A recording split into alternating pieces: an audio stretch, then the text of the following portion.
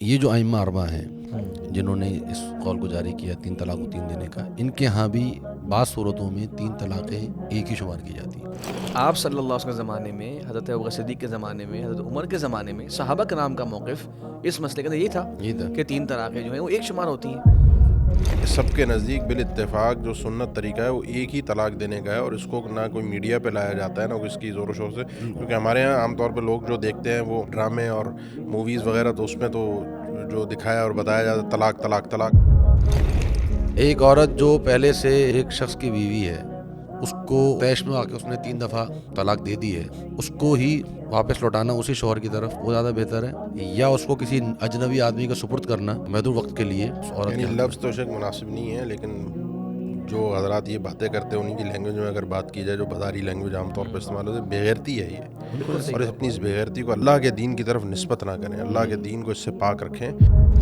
گرچہ نبی صلی اللہ علیہ وسلم کا ہی فرمان ہے کہ اگر کسی عورت نے بغیر کسی شرعی عذر کے طلاق مانگی اپنے شوہر سے، زبردستی کی، تو پھر وہ جنت کی خوشبو نہیں پائے گی، ٹھیک ہے نا، یہ حدیث موجود ہے۔ لیکن اگر ایک عورت نہیں رہ پا رہی، قاضی دیکھ رہا ہے کہ وجوہات کچھ بھی ہیں لیکن عورت نہیں رہ پائے گی اور خواہ خواہ کا ایک گھر میں جھگڑا ہوگا اور یہ اولاد آگے چل کے برباد ہوگی، تو قاضی فیصلہ کر سکتا ہے۔ ہمارا کہنا فقط اتنا ہے، جو ایسا امام ہے جس نے موزے پہنے ہوئے، تو کیا پتا اس نے مجھے مسا کیا ہو، تو نماز ہی نہیں ہوتی۔ باقاعدہ کچھ عرب ممالک کا نام لے کے بھی کہہ دیتے ہیں کہ وہاں پہ چونکہ یہ رائج ہے تو ویسے ہم اسے نماز ہی نہ پڑھیں آپ۔ اور ویسے کہتے ہیں جی چاروں امام برحق ہیں۔